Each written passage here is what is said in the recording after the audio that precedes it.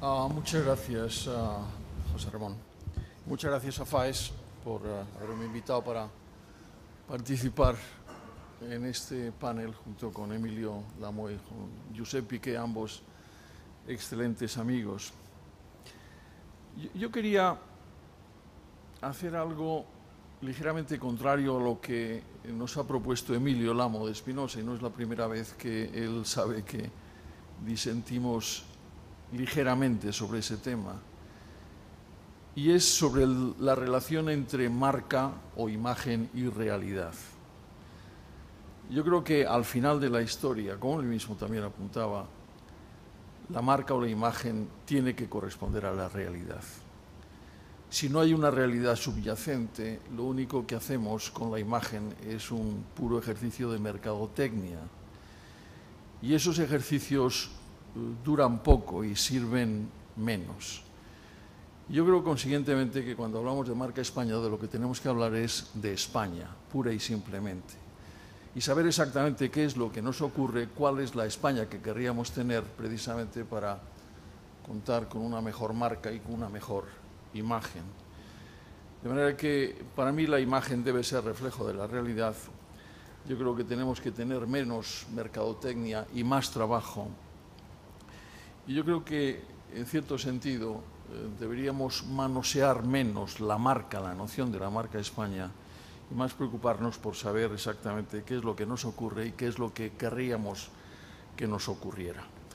Yo voy a hablar de tres sectores concretos que me parecen absolutamente imprescindibles para esta visión de una nueva España, de una España regenerada que consiguientemente proyectara una imagen mejor de la que en este momento tenemos. Yo creo que, en líneas generales, España ha adolecido de una imagen no especialmente positiva a lo largo de su historia, y consciente o conscientemente, con sus varios estereotipos, hemos tenido una noción, un peso por encima de nosotros que nos calificaba como ese país romántico, retrasado, rural, poco moderno o premoderno. Pero ha habido un momento en la historia reciente de España en donde efectivamente los españoles colectivamente hemos sido capaces de levantar la cabeza y transmitir hacia el exterior no únicamente una buena imagen, sino una buena realidad, que ha sido la España de la transición, la España inmediatamente posterior a la muerte del general Franco, la España que transcurre, por ponerle puertas al campo y fechas a la historia, entre 1975 y el año 2004. Esa es una España que, ante el asombro de nosotros mismos, entra en la democracia, entra en la modernidad, entra en el funcionamiento normal de las instituciones y de las cosas. Esa es la España que por primera vez, por lo menos en nuestra historia, en la historia y en la experiencia de todos los que estamos aquí, con más o menos años presentes, nos reconcilia con nosotros mismos y nos reconcilia con el exterior. De manera que esa España de la transición modélica hacia la democracia, del crecimiento económico, de la normalización internacional, es una España posible. Y sin embargo, España ha dilapidado evidentemente su imagen, su buena imagen, lo puso en los últimos años, hasta el extremo que hace todavía poco tiempo, en las elecciones presidenciales francesas, el todavía candidato Sarkozy se preguntaba quién quiere estar en este momento en la situación en la que están España e Irlanda, lo cual es realmente doloroso para todos aquellos que queremos y creemos en este país como una nueva posibilidad para todos nosotros. Y yo creo que tenemos que plantearnos desde ese punto de vista un recetario para la recuperación hacia una nueva y buena marca, que, como digo, no esté basada únicamente en el manejo de datos mercadotécnicos o en nociones más o menos hábiles de proyección de imagen o de consultores de imagen, sino en la realidad. Yo creo que lo primero que tenemos que hacer es reconstruir la fortaleza interior. No hay posibilidad de una buena marca España si no hay una buena fortaleza interior española. Hay múltiples posibilidades de pensar en lo que es la fortaleza interior. De hecho, todo el mundo está preocupado en este momento en cómo reconstruir esa fortaleza interior. Todos los datos económicos que tenemos apuntan a una difícil y ardua recuperación. De hecho, este mismo campus, FAES, está considerando a lo largo de estos días toda una serie de datos que tienen que ver con esa parte de la recuperación. Yo no quería hablar, sino simplemente mencionar las dificultades económicas, pero sí referirme a tres aspectos que me parecen absolutamente indispensables para esa nueva recuperación. Primero, necesitamos un país bien administrado, que gaste únicamente lo que pueda y lo que tiene, que tenga una economía saneada, que tenga unos buenos niveles educativos, que tenga estabilidad democrática y que consiguientemente adquiera el respeto exterior. Al mismo tiempo, y en segundo lugar, yo creo que tenemos que rebajar las expectativas de estos últimos tiempos, desgraciadamente. Este es un país más pobre de lo que era hace 10 años y, consiguientemente, es absolutamente imprescindible que nos eduquemos todos en una nueva cultura, en una nueva educación de la austeridad. Y al mismo tiempo yo creo que tenemos que hacer replanteamientos urgentes en varios sectores de la vida nacional. Un replanteamiento urgente es el de la estructura territorial del Estado. Yo creo que a lo largo de los años, y todos tenemos, y yo ciertamente tengo un profundo respeto y admiración por la Constitución de 1978, no sería yo el que me atreviera, porque además no está en mis convicciones, el cambio radical de una proyección, de la proyección constitucional de la Constitución del 78 en ese sentido, pero sí necesitamos urgentemente un replanteamiento profundo que haga el sistema más coherente, que haga el sistema más eficaz, más económico y que evite lo que, desde mi punto de vista, se podría convertir en una gravísima deriva hacia la balcanización de España, que sería tanto como la desaparición de la España tal como ahora la conocemos. Yo creo que desde ese punto de vista es absolutamente imprescindible que nos planteemos ese replanteamiento de la estructura territorial del Estado para que efectivamente responda a los propósitos constitucionales. Los propósitos constitucionales eran muy simples, era devolver la responsabilidad de la administración de las cosas próximas a las instituciones próximas al ciudadano y al mismo tiempo hacerlo de manera que efectivamente fuera más económico y más eficaz que una estructura puramente centralizada. Lo que hemos conseguido es una administración elefantiásica, duplicada hasta extremos absolutamente risibles, que no es más eficaz que la que conocíamos anteriormente y que, como digo, tiene claramente ese peligro grave peligro, por otra parte, de la balcanización. Y al mismo tiempo tenemos que replantearnos claramente, y me alegro que el Gobierno desde ese punto de vista y concretamente el ministro Wert lo esté haciendo, no sin un gran coste personal, dicho sea de paso, pero admirable por otra parte desde el punto de vista de su dedicación al tema, una profunda reconsideración de los parámetros educativos de este país. No podemos presumir de ninguna marca España si tenemos españoles mal educados. Si tenemos españoles mal educados, entiendo por ello españoles que no saben lo que tienen que saber de las ciencias exactas, españoles que no tienen una comunalidad de la educación, españoles que a veces incluso, y no precisamente por defectos del Gobierno central, en este caso de este Gobierno, no llegan a saber bien cómo se maneja la lengua española, la lengua común, con independencia del manejo de las lenguas locales. En definitiva, una capacidad educativa que nos ponga al nivel de lo que son otras capacidades educativas de otros países a los que nos queremos parecer. Desde ese punto de vista, los rankings a los que hacía referencia José Ramón desde el punto de vista educativo son muy preocupantes. No hay ninguna universidad española que se encuentre en los primeros 100 puestos de los rankings universales y únicamente, y eso hay que reconocerlo, porque al fin y al cabo también es un dato positivo, únicamente 2 escuelas de negocios españolas se encuentran en esos puestos. De manera que hay que producir desde ese punto de vista una nueva fortaleza interior que tenga que ver con una cultura de la austeridad, que tenga que ver con una cultura al mismo tiempo también de lo que es la aventura común española y no la dispersión española, y que tenga que ver con unas nuevas calidades educativas para todos y cada uno de los españoles. Yo creo que desde ese punto de vista la marca España, la realidad española, tiene que definirse como un esfuerzo colectivo que aúne éxitos individuales y parciales, pero que al mismo tiempo se entiendan como un esfuerzo realmente producto de lo colectivo. Yo creo que tenemos una cierta tendencia a confundir los éxitos individuales o los éxitos parciales con los éxitos de España, con los éxitos de la nación, con los éxitos nacionales. He mencionado 2 casos que me parecen que me parecen paradigmáticos. Uno es el de Ramón y Cajal y otro es el de Severo Ochoa, dos distinguidísimos españoles que en su momento recibieron premios Nobel precisamente por sus investigaciones científicas, pero que representan en ambos casos pues, esfuerzos claramente individuales, y lo contrasto con los 85 premios Nobel que tiene la Universidad de Chicago, que tienen antiguos alumnos de la Universidad de Chicago recogidos y que no son precisamente el resultado únicamente de esfuerzos individuales. Y yo creo que eso lo tenemos que tener en cuenta porque tenemos una cierta tendencia histórica, tradicional, a la individualidad, al respeto, a la exaltación de la individualidad. Y luego me referiré un poco más en detalle, porque al fin y al cabo está en el aire de las cosas de estos mismos días. Yo creo que tenemos que recuperar el sentido de la aventura colectiva, como hacen los futbolistas españoles, que al fin y al cabo lo que nos han demostrado es que colectivamente se puede realizar una gran tarea precisamente cuando todos juegan para todos y todos están dispuestos a jugar a todo en un momento determinado. Yo creo que hay dos, al menos, seguramente hay muchas más, tampoco quiero exagerar mi patriotismo crítico, ¿no? Pero yo creo que al menos hay dos cosas en las cuales nos podemos basar con buenas razones para pensar en un mejor futuro. Uno es el de las empresas internacionalizadas.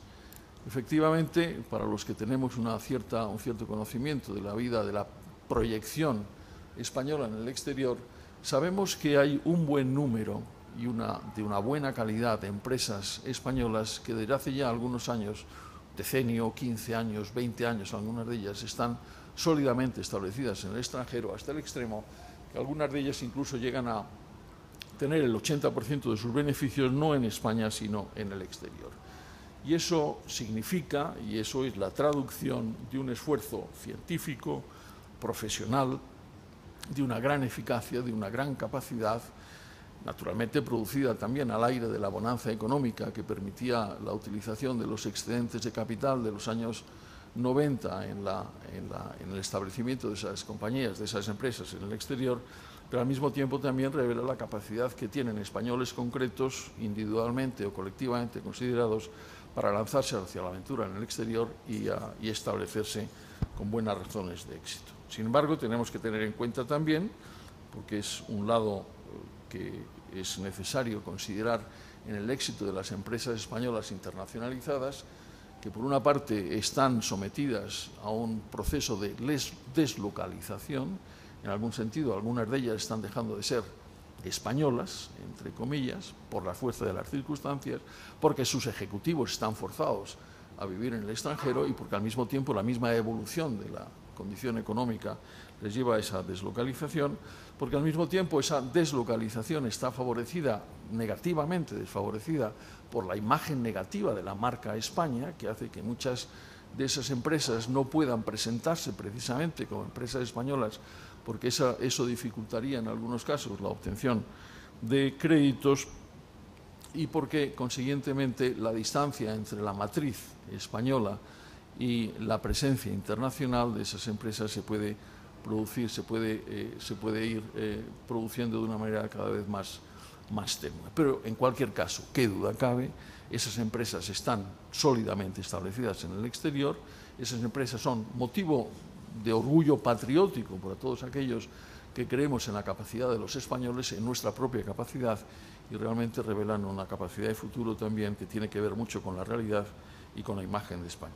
Y, por supuesto, los éxitos deportivos. Y yo creo que, desde ese punto de vista, tenemos que tener en cuenta también una importante distinción. Es decir, yo creo que todo español bien nacido, ayer viendo las imágenes, entre ayer y ayer, viendo las imágenes del éxito de la selección española de fútbol en la Eurocopa y en el recibimiento que le dispensó Madrid, pues no dejaría de estar emocionado. Yo confieso que estaba emocionado por el éxito español, estaba emocionado por la presencia de las banderas españolas, estaba emocionado por el nombre de España, que no siempre se repite tan a menudo como se ha repetido en estos últimos días. Y es cierto que también el patriotismo patriótico, el patriotismo crítico nos lleva a decirnos a nosotros mismos que no podemos confiar exclusivamente en la gente que hace su vida pegando patadas al balón. Pero no es menos cierto que el ejemplo dado por ese conjunto de jóvenes y no tan jóvenes, porque al fin y al cabo el seleccionador nacional ya pertenece más a nuestra generación que a la de los jugadores, sin embargo es admirable. Es admirable porque son un conjunto excelente de profesionales. Es admirable porque esos profesionales han demostrado que tienen una capacidad de eficacia realmente admirable. Es admirable porque esos profesionales no lo han llegado a ser de la noche a la mañana, con independencia de sus capacidades individuales. Lo han sido porque se han entrenado, porque han practicado, porque se han sacrificado, porque han aprendido el oficio. Y es admirable porque revelan una capacidad de juego en equipo, de juego en conjunto, realmente digno de admiración. Yo lo he dicho y lo he escrito, pero lo digo con una cierta twist cómica o cariñosa. Vicente del Bosque y sus muchachos deberían escribir un libro que se titulara «Cómo lo conseguimos» y repartirlo entre políticos españoles y los que no lo son, porque seguramente muchos tendrían que aprender mucho de esas capacidades. Yo creo que desde ese punto de vista es una buena lección, pero no puede ser la única lección. No podemos quedar sometidos exclusivamente a un país que gana individual o colectivamente campeonatos, porque al fin y al cabo eso sería también una tergiversación o una minusvaloración de lo que son nuestras capacidades. Y yo creo que la misma receta del patriotismo crítico lo tenemos que aplicar a otro de los dos aspectos que están entre los estereotipos, el turismo y la gastronomía. Qué duda cabe que el turismo es hoy por hoy la más importante de las industrias españolas. Qué duda cabe que no cabe absolutamente ningún tipo de duda que hemos alcanzado unos niveles de capacitación técnica en el dominio de la cosa turística como seguramente pocos países y alguno tienen en el mundo. Qué duda cabe al mismo tiempo que no nos gustaría que nuestro país fuera conocido exclusivamente como un país de sol y vino barato, donde vienen a refugiarse y a descansar los ricos europeos del norte. Yo creo que desde ese punto de vista también tenemos que aplicar esa misma receta del patriotismo crítico para saber que eso está bien, pero que no puede ser todo. Y lo mismo con la gastronomía. Yo creo que es admirable saber que tenemos en este momento los mejores chefs del mundo que producen unos productos gastronómicos de una enorme sofisticación, de una enorme carestía también, en un momento en donde hay gente que tiene dificultades para llevarse día a día la comida a casa. Pero no podemos quedar limitados exclusivamente en la descripción de la marca a ese tipo de aspectos, que son, digo, positivos. No se me ocurriría, no se me pasaría por la cabeza decir que no son buenos los gestores turísticos o los gestores de la cosa gastronómica, pero evidentemente necesitamos otro país. Necesitamos un país que incluya esos aspectos, en un país que esté bien organizado, que esté bien estructurado, que sea capaz de regular sus gastos de conformidad a sus posibilidades y que sea al mismo tiempo capaz de proyectar una previsibilidad exterior. Yo creo que, en segundo lugar, y también para, digamos, situarlo en su punto exacto, la marca España necesita de una visión clara y contundente de lo que es el sitio de España en el mundo. Muchas veces se ha pensado que la marca España es únicamente un producto de la diplomacia pública o de la diplomacia exterior. Yo creo que la marca España naturalmente incluye un aspecto de la diplomacia y de la proyección exterior de España, pero no únicamente es eso. Y yo creo que ahí tenemos también que replantearnos algunas cosas que están insuficientemente consideradas. Primero, la relación entre los principios y los intereses. Este es un país que ha sido y también está entre nuestros estereotipos, que ha tenido la tentación de actuar de manera harto impulsiva en algunas ocasiones y que, sin embargo, no ha sido capaz de actuar con el realismo que exige la vida internacional en muchas otras. Y yo creo que la combinación de los intereses y de los principios tendría que replantear cuál es la visión de España. Al mismo tiempo también tendríamos que replantearnos claramente cuál es el sitio de España en el mundo. Naturalmente ha habido tentaciones varias de situarnos en sitios diversos, a la izquierda, a la derecha, en el centro. Yo creo que la mejor definición que podríamos encontrar para saber cuál es el sitio de España en el mundo es recordar que este es un país europeo, que este es un país democrático y que este es un país occidental, y que esos tres adjetivos pueden definir perfectamente lo que España debería hacer. España, como país europeo, naturalmente tiene, y en estos momentos conviene también, en estos momentos de crisis y de reevaluación de muchas cosas, conviene recordarlo, tiene un compromiso absolutamente vital con la evolución europea, con la construcción europea, con la Unión Europea. España sería difícilmente comprensible sin esa vocación europea. Al mismo tiempo también España tiene una vocación claramente atlántica a través de los compromisos políticos y defensivos que hemos contraído con nuestros aliados en la OTAN, en el Tratado del Atlántico Norte y fundamentalmente con los Estados Unidos de América. Y al mismo tiempo también este es un país que quiere y debe permanecer permanentemente en la estabilidad democrática. Y yo creo también, recordando historietas varias de los últimos años pasados, y no precisamente felices, yo creo que tenemos que recuperar para la política exterior europea cosas elementales: la previsibilidad, la credibilidad. No se puede practicar ninguna política exterior digna de ese nombre si los demás no saben dónde vamos a estar en algún momento determinado. Si los demás no creen lo que decimos, o si creyendo lo que decimos no les gusta lo que decimos. Si los demás no saben exactamente dónde vamos a situarnos en un momento determinado. Yo creo al mismo tiempo también, y como ayer mismo teníamos ocasión de considerar aquí en el Campus FAES, hay dos poderosos elementos de individualización de nuestra proyección exterior. Uno es el factor iberoamericano. Cada país, naturalmente, tiene su individualidad. La nuestra es Iberoamérica y el español. Iberoamérica, tenemos que replantearnos toda una serie de aspectos que en este momento tienen consideración crítica: qué es lo que hacer con la comunidad iberoamericana de naciones, cómo comportarnos con los países que forman parte de esa comunidad iberoamericana, cómo navegar por la fractura evidente que se está produciendo entre los países iberoamericanos, cómo tratar a aquellos que evidentemente no respetan los derechos humanos y las libertades fundamentales como nosotros entendemos que se deben respetar, dónde debemos poner el acento en las relaciones basadas en los principios, en la realidad, en los lazos de familia, aunque la familia no sea especialmente bien avenida. En cualquier caso, ese es un dato permanente en nuestra realidad y que debe permanecer efectivamente como un dato imprescindible en nuestra proyección exterior. Y el español es quizá el patrimonio más importante que tenemos en nuestra proyección exterior y posiblemente en nuestra proyección interior. Ya hay debates en torno al tema, cuando son prácticamente 500 millones de habitantes los que en el mundo hablan español, y sin que nosotros nos creamos los únicos poseedores de ese idioma, que al fin y al cabo es básicamente un idioma americano y no únicamente español ni principalmente español.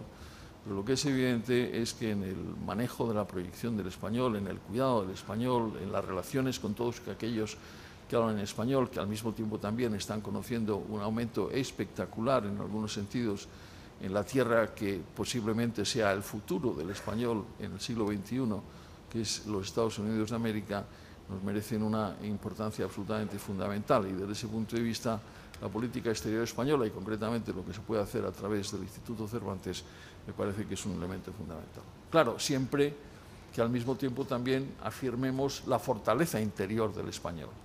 Lo que no tendría sentido es que estuviéramos predicando la fortaleza exterior de los 500 millones de hispanoparlantes cuando, por una serie de razones y de medidas equivocadas, en este momento determinadas instituciones en la Unión Europea creen que no todos los españoles hablan español, sino únicamente un porcentaje de ellos mismos.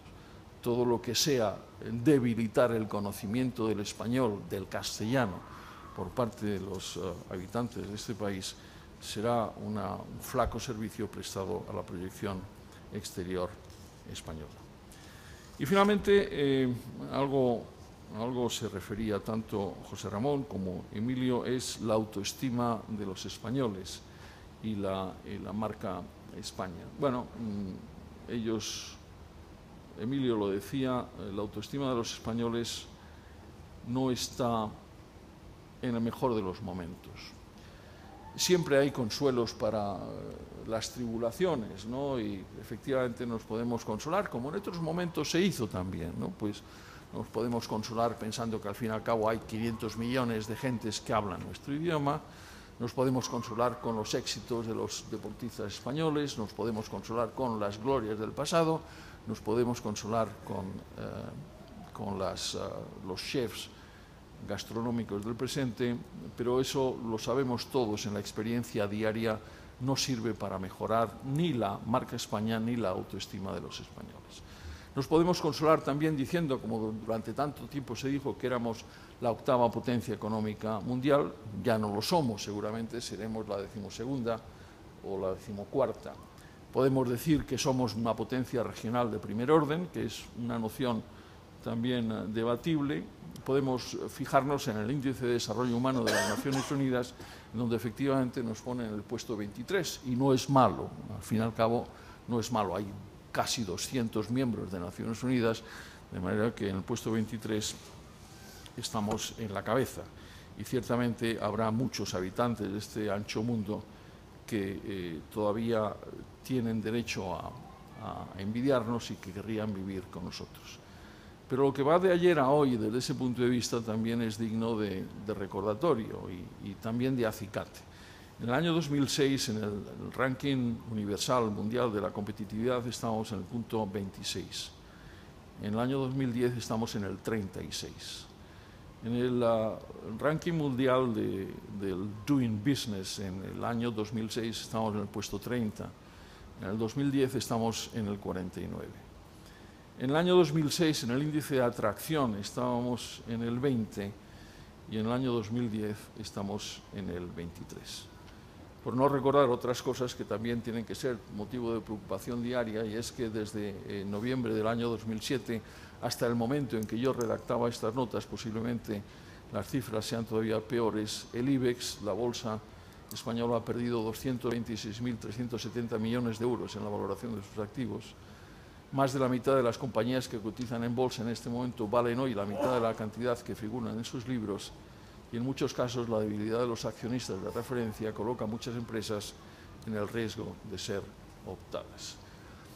Y también en ese patriotismo crítico que yo creo que tiene que ser inevitable e ineludible, que es mirar a la realidad de frente, día sí, día también estamos en la sección internacional de las malas noticias económicas, y por si fuera poco, la maldad anglosajona, y yo creo que existe la maldad anglosajona, porque ocultarlo, pues nos han incluido entre los PICs. Hace todavía 3 años nos decíamos que nunca estaríamos como Grecia. Bueno, no creo que estemos como Grecia, pero poco nos falta, ¿no? Y yo creo que ciertamente no son estos los mejores momentos para la autoestima de los españoles, ¿no? ¿Cómo se recupera la marca perdida? Bueno, yo creo que es cierto que la bonanza propició la buena imagen. La imagen en aquel momento no era el resultado de una campaña de relaciones públicas, sino de una realidad. Debemos recuperar la realidad y con ella la marca y la autoestima. Y recuperar las lecciones en esfuerzo y en realismo que este país y este pueblo realizó con resultados admirables entre 1975 y el año 2004. Tenemos que exigir una excelente gobernanza.